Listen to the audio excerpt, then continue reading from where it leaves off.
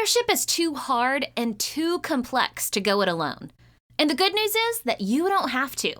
Not only is Leadership on the Rocks a free podcast to help you thrive in and create harmony between your professional and personal lives, but we absolutely love giving away free resources to help you overcome the biggest problems, conflicts, and constraints on the job. So be sure to go to leadershipontherocks.com/free. That's leadershipontherocks.com/free to get access to all of our free leadership resources. We're adding new freebies all the time. So go get your free leadership resources today at leadershipontherocks.com/free.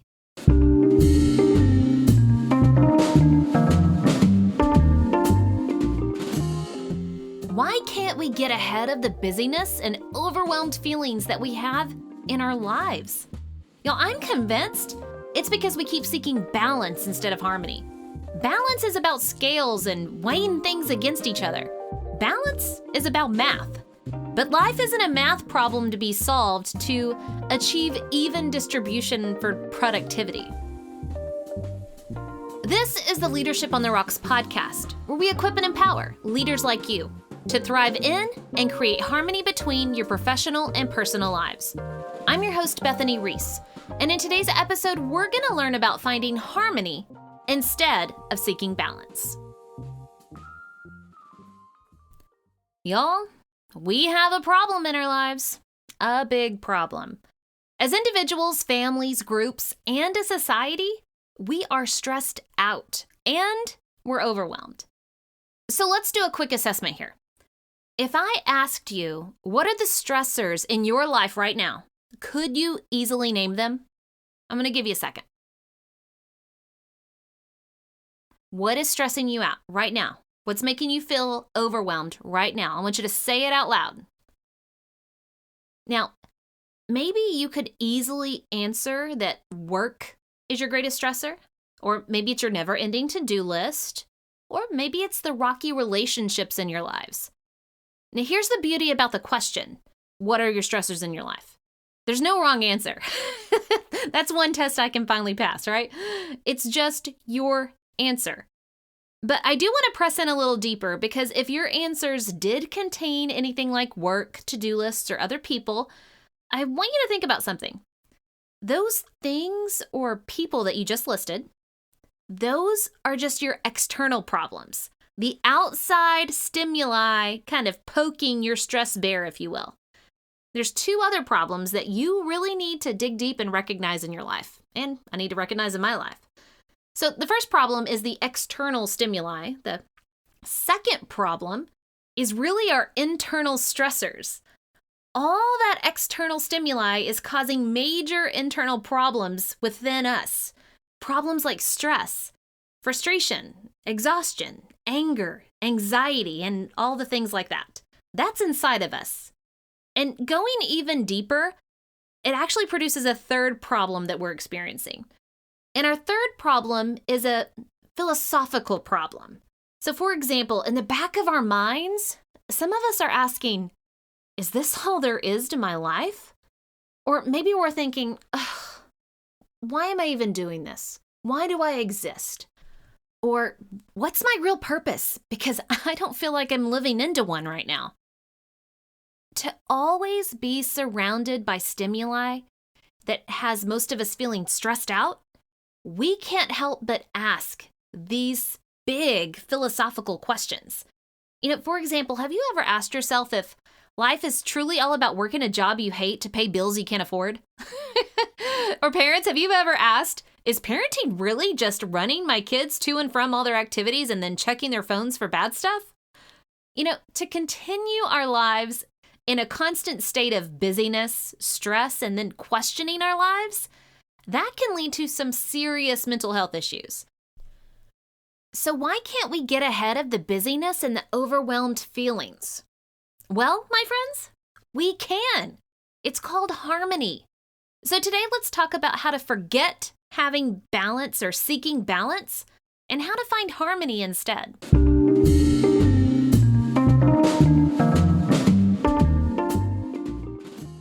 Let me ask this question again. Why can't we get ahead of the busyness and the overwhelmed feelings that we have in our lives. I'm convinced it's because we keep seeking balance instead of harmony. Balance is about scales and weighing things against each other. Balance is about math. But life isn't a math problem to be solved to achieve even distribution for productivity. We have to stop looking at life like a math problem. When we seek balance, we're often just seeking perfection among and between all the variables in our lives. Now, on a side note, I never thought I would talk about math or variables. I'm not a huge fan of math. But we do put our lives into a math problem. And ultimately, we're chasing the blank to help us achieve perfection and balance of how our lives are supposed to be. Now, the blank could be chasing feelings, chasing the perfect relationship, the perfect job, or lots of other things. Everybody tends to have their own blank that they're chasing, right? That variable, that X, if they're trying to solve in their life so that they get an answer to their life. So let me tell you 2 situations where this is inherently true. Newly married couples and new parents. Now, new couples and new parents have an idea of the perfect marriage or raising the perfect child, so they compare everything they buy, do, or experience to that idea of perfection. I adore the Love's Diapers commercials when they highlight the difference in having the first kid and then having the second kid. With the first kid, the mom interviews a nanny with a master's degree in early childhood education and still has doubts about whether or not she's worthy enough to watch her precious baby. And with the second kid, the mom and dad meet the teenage babysitter dressed in grunge with a nose ring at the door and says, bye. Now, in another Love's commercial, the first kiddo drops their pacifier on the rug at home and the mom is like, no. And then she goes and she boils it. And then with the second kid, the baby drops the pacifier on the ground at the park, and the mom picks up the pacifier, puts it in her own mouth to clean it off, and then hands it back to the baby. These commercials are so true about the coming of age within seasons of parenting. We start off seeking perfection, and hopefully most of us realize that perfection isn't possible, so we make adjustments to the life that we're actually living versus the one we thought we'd be living. But y'all, while we might adjust our parenting expectations of germs in a clean house by baby number 2, are we making adjustments in all the other areas of our lives? Or are we still seeking perfection in the name of balance? Oh man, I have to admit that sometimes I live out the definition of insanity by trying to get different results in a specific area of my life by continuing to do the same darn things over and over and over again. And that's insane. Sometimes I keep chasing perfection. I keep chasing balance. In fact, I'm finding out that I have a habit of chasing the blank, with the blank being anything that I'm looking to or in or for. If I only had blank, then my life would feel balanced. If I only had blank, then it would feel perfect. Or if my husband would only do blank, then we would have a happy marriage. Or if my kids would only be blank, then we would have more peace in our home. If only my boss would just do blank, then I wouldn't be as stressed. Oh, and let me tell you about my coworkers. If they would stop doing blank, then everything would be good. Y'all, we are losing pieces of ourselves while we're chasing the blank of our lives. Now, some of you listening may be saying, yeah, I don't chase perfection, Bethany, because I know it's not possible. Okay, good for you. But are you spending your life chasing control? Are you spending your life chasing validation from others? Ouch, those 2 always get me. Control and validation. So if we know that perfection and balance aren't possible, then are we ever going to find that inner peace and contentment in our work and our life? I truly believe the answer is yes, absolutely. But we've got to stop seeking balance. Instead, we need to train our minds to seek harmony. We know balance is about equality and equations. But what's harmony? Let's find out.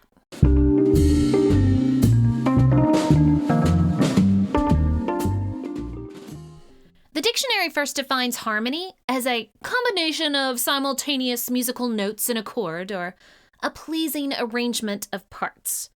A second definition is that harmony is an interweaving of different accounts into a single narrative. Now, think about those definitions for a minute. Harmony is a pleasing arrangement of different parts and an interweaving of different accounts into a single narrative.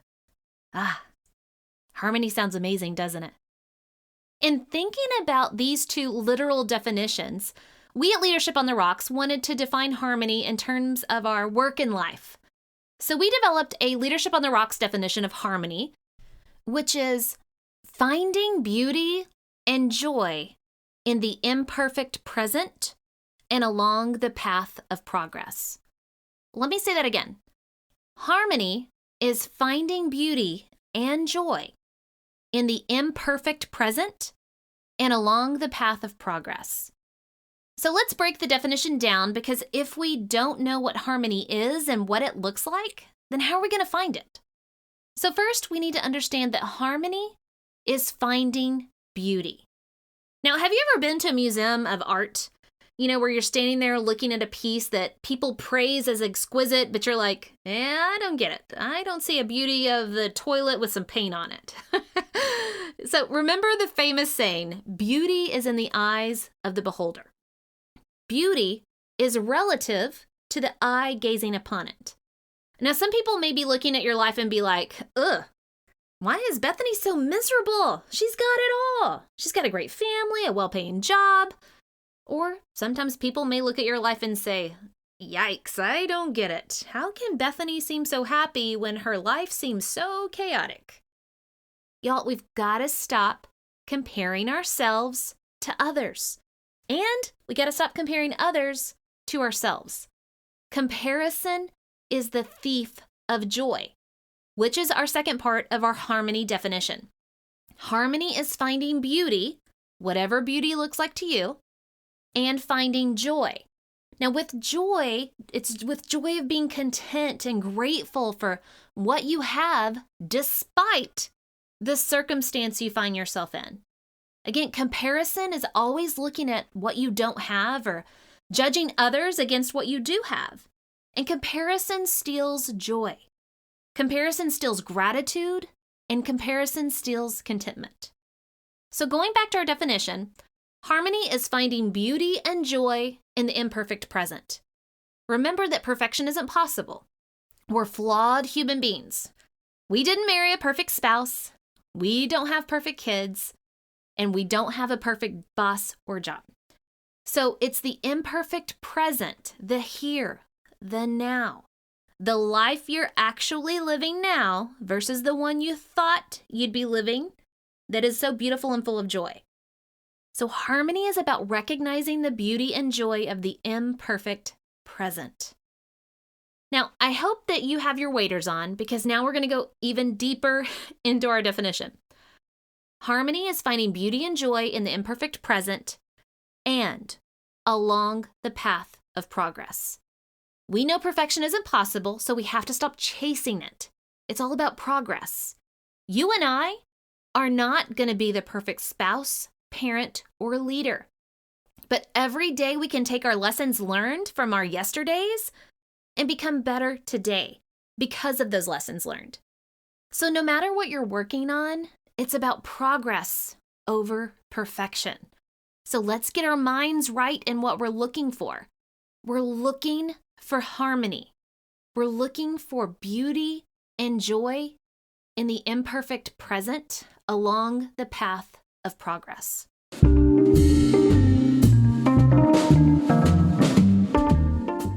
Okay, so we know what harmony is. We know what we're looking for, but how do we find it?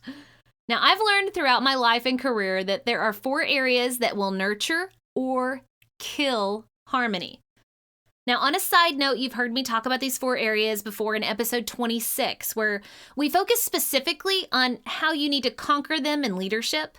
But today we're going to talk about the 4 areas, or really just universal principles that they are, and how they're going to nurture or kill your harmony. But as we look at these 4 areas, know that I'm not going to give you a checklist. I can't give you a checklist because harmony is personal. Harmony is found inside you. You can't borrow it from somebody else. So as I briefly cover these 4 areas, I want you to think about the spirit of them. We are so used to checklists and tactics and very specific things to do, inputs that equal outputs. But you have to figure these 4 areas out in your own life, relationships, and work to find harmony. You can't compare your lack of harmony to someone else's having harmony and then use their plan. Harmony doesn't work that way. It flows from the inside out, not the outside in. So the 4 areas that nurture or kill harmony are the head. It's our mindset. The second area is our heart or our relationships. The third area is our hands or the execution. And the fourth area are our guts or the accountability. Now, the first area that can nurture or kill harmony is our own head. It's our mindset or how we think about things. What most people want within our innermost being is purpose in life, confidence in our identity, and peace within our soul. And then we want contentment within our circumstances. That's what we're made to long for. But what's keeping us from experiencing these things is ourselves.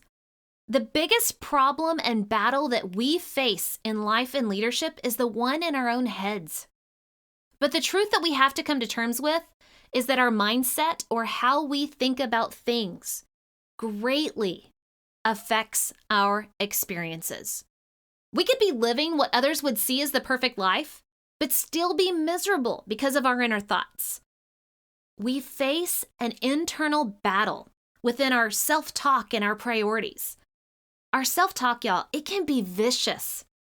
Just with our thoughts, we can send ourselves down a toxic spiral of anxiety, stress, anger, and depression. We can literally be our own worst enemy, all because of how we think. To find harmony, we have to learn how to reframe our thoughts into more positive self-talk. Now, when we slide down that slippery slope of our thoughts to despair, let's be kind to ourselves. Just by saying something like, well, that didn't go as planned. What can I learn from it for next time? Just by saying something like that, we're changing our mindsets from fixed to growth, which is huge in finding harmony. When it comes to the internal battle for our priorities, we've got to get out of the sandbox of life. We have to look at all the things vying for our attention and our affection and decide if it's a sand element, the non-essential things, or if it's a rock element. It's essential and important. We've got to stand, y'all, a little taller with a little more backbone and not play the victim in our own lives. Each of us gets to choose what we focus on, what we do or what we don't do, what we say yes to and what we say no to. So decide your essential rocks and then stand firm. Don't let the sand elements of life chafe away your harmony. So to find harmony, we have to overcome the head. We have to overcome the mental battles that we face in our own heads because no matter our circumstances, it's our mindset that affects our experiences. Now, the second area that can nurture or kill harmony is our heart, our relationships, and how we engage with others.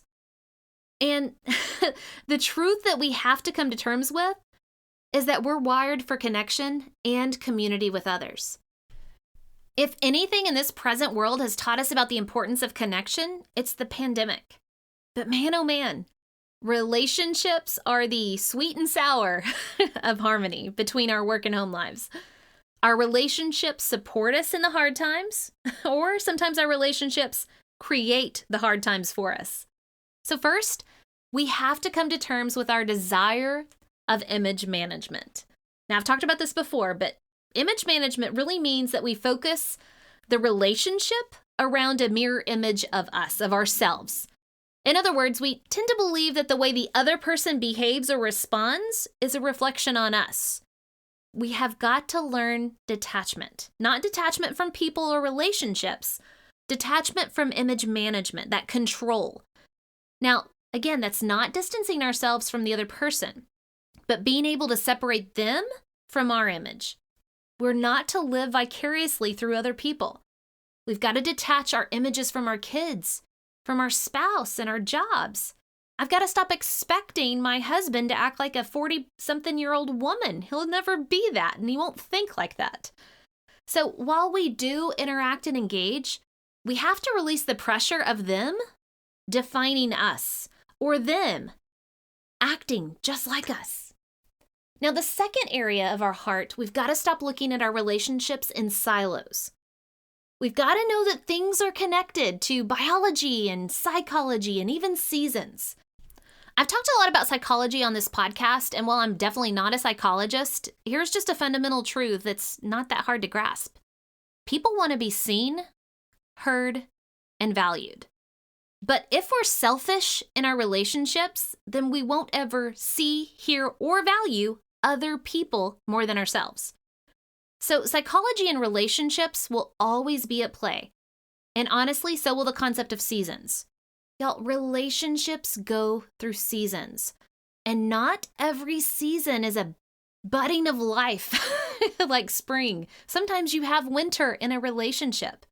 So whether it's our romantic relationships, our parenting relationships, or our professional relationships, change is a guarantee. So for example, let's think about marriage. There's always going to be seasons that your relationship goes through, and the quicker that we recognize the season, the better that we can work through it, right? If you're experiencing winter, you know to grab your coat. So, for example, there's a season of budding romance and growing families, and it always brings such excitement and joy of what's to come. But then there's the season of being just business partners in the marriage, where you're pouring out all your time and attention and sweat equity into your kids. This is the season of calibrating calendars and dinner conversations about finances and really just wanting a nap more than sex. Then there's the season of harvest, where you can celebrate that your kids are independent and you're able to play with your spouse again. By recognizing the season that you're in, you not only remove the shock factor from the moment, but the image management of feelings. So you don't look at your current emotions, your current reactions, or circumstances in your relationships as a silo. You try to zoom out and identify the psychology and the season that's at play. Then you're going to find more harmony in knowing how to respond.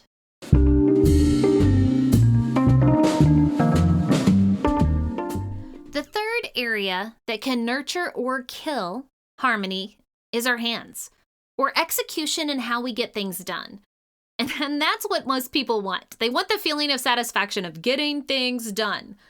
But what's keeping us from getting things done is being reactive to situations, to chaos, conflicts, and constraints. And the truth that we have to come to terms with is that most of our time, energy, and attention is spent on the non-essential things of life. Remember our sand elements from earlier? Remember that sand, that chafing? Whenever you focus on the really non-urgent, non-essential things, those sand elements of life, it is going to chafe you. And if you've ever experienced chafing, it's terrible. It rubs you the wrong way, and it keeps you from finding harmony. But unfortunately, most of our work is focused around those small, non-essential elements of life. And so that we think that if we just had more time, or just managed our time better, or organized our sand into a perfect plan or checklist, then we'd be successful in checking our boxes so we could feel good and move on to the next box. But trying to manage or organize all the small, non-essential things that's nagging at us really just has us in a constant state of frustration because we're focused on everything. Harmony isn't found in managing the time, plan, or boxes of the sand elements of life. It's found in our highest points of contribution towards our essential rocks. And if you want to learn more about essentialism, then I strongly encourage you to read Greg McKeown's book, Essentialism. I've got that linked in our show notes under resources. But y'all, harmony is found in doing the right thing at the right time for the right reason. Harmony is found in saying no to the good to be able to say yes to the best. Remember our definition of harmony about the imperfect present? Harmony is found in the imperfect present. It's being able to think through all the things that are going on right now and being able to know what's most important. And then you step into what's most important and you find joy and you find beauty and you find peace in all of those things. By saying no to the lesser things and then proactively planning on the things that are most important, we're removing the feeling of chaos by adding structure. We're removing the conflict by clarifying expectations and roles. And we're responding to constraints by streamlining the work. And here's where the harmony statement of the path of progress comes into play. As a person, a spouse, a parent, and professional, we need to focus on progress over perfection in our work. There are so many things beyond our control in this world that we just can't develop the perfect plan and know that it's going to be implemented by perfect people. None of that exists. So when it comes to working with people, it's an absolute fallacy to believe that inputs will always equal outputs. People aren't cogs in a machine. So there's so much room for error that we've got to be willing to celebrate the progress. We've got to step into those hard conversations and give feedback. It's always about progress over perfection. Your kids won't get things right every time. Well, shoot, you and I are not going to get things right every time. So focus on progress over perfection. Now, the fourth area that can nurture or kill harmony is our guts, our accountability, taking responsibility for behaviors and actions. That's really what I mean. But what's keeping us from accountability is vagueness in the expectations, or maybe it's being too nice, that we don't have the hard conversations. Maybe it's being passive aggressive when it comes to telling people what we need or what we want. And maybe it's playing the victim when things don't turn out well. And the truth that we have to come to terms with is that it is hard. It's hard to speak up, and it's hard to take ownership of ourselves. It takes guts to admit when we're wrong. It takes guts to admit when we need help. And it takes guts to hold others accountable. There are some huge enemies to accountability that we allow way too much power in our homes and in our places of work. And those enemies are, 1, focusing on equality over equity. 2, the second enemy is really avoiding conflict. 3, this one is almost a pet peeve of mine. It's painting with a broad brush. So let me explain those 3 just a little bit more. We focus too much on equality over equity, meaning giving everyone the same instead of giving everyone what they need to be successful. We also sweep bad behavior under the rug because we don't want to deal with a conflict that will probably come if we say something. And we'll get to a point where one person is causing so much disruption that we scold or punish everyone. Now, the biggest offender here is the boss that sends out an email to every employee when everybody knows it's really only 1 or 2 people that are breaking the rules. Hate that.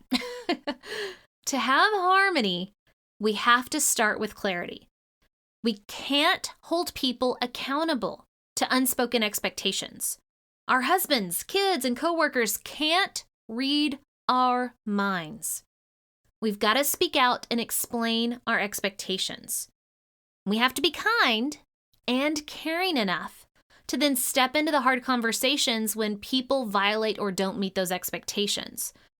And we have to speak up about things that matter by knowing when to use a megaphone and speak loudly, and when to talk at the table and speak softly.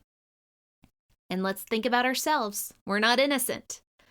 We have got to hold ourselves accountable. We've got to take ownership for our actions, our words, instead of playing the victim and giving all the reasons why it's not really our fault. Just be quiet. I want you to think about the situation and think about what you could have done differently that could have helped. Maybe you don't have 100% ownership, but chances are you always have a small percent. So take ownership for yourself and then speak up about it. I'm sorry I wasn't clear. I'm sorry that I responded badly or reacted with strong emotion. Take ownership for your actions. When you do that, you release it all, and you actually have more harmony because you're like, yeah, I'm so sorry. Let me work on that. That is my bad. And it just helps propel you forward in having peace in your own heart. So y'all, we struggle. We struggle so bad to step into hard conversations for fear of conflict.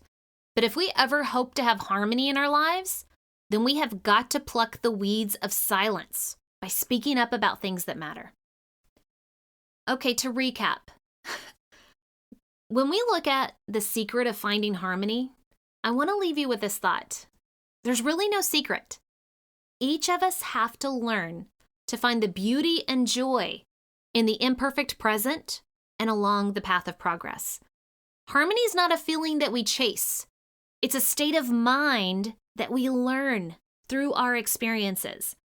And harmony can be nurtured or killed because of our head or our mindset. It can be nurtured or killed because of our heart and the way that we have relationships with others. It can be nurtured or killed by our hands and how we execute. And it can definitely be nurtured or killed by our guts or lack of, the accountability. And if you think about these 4 areas for your life and your work, I want to encourage you. As you think about the various ways that you can apply what you've learned, your brain is probably going to turn all this stuff into a massive to-do list in your head. And to-do lists, in and of themselves, as we learned in our previous episode, can really overwhelm you. So here's a few pieces of advice I really want you to consider as you think about the application of the 4 areas in developing harmony. First, I just want you to think about the spirit of the strategy or the big picture of the areas, right? The head, the heart, the hands, and the guts. Just think of what that really means big picture-wise. Now, second, I want you to know that the ideas or any specific tactics that you come up with are just possible actions. There's no perfect input to get a perfect output. There's no perfect plan. So all of the things that you think you want to do in those areas to grow and progress, just know that it's going to be a lesson in progress.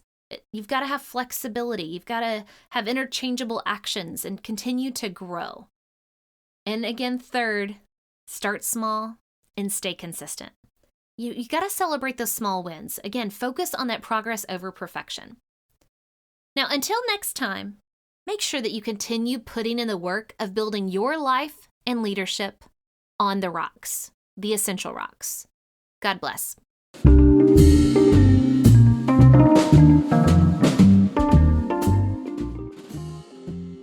Remember, the most essential rock you can build your life and leadership on is the rock of Jesus Christ. Today's Bible verse comes from Colossians chapter 3, verse 14. And above all these, put on love, which binds everything together in perfect harmony.